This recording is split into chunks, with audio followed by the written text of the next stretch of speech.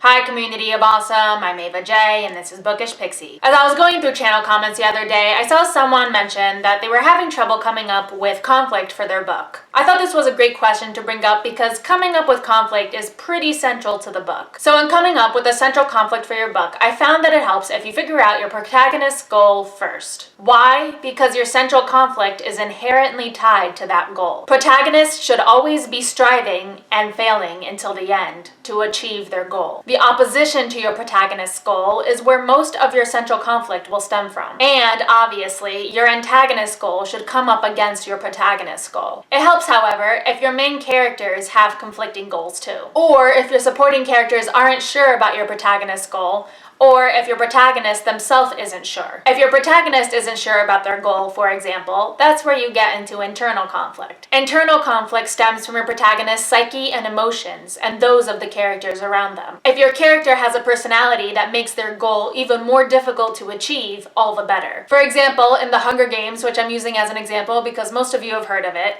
Katniss needs to win over sponsors in order to help ensure her survival in the arena.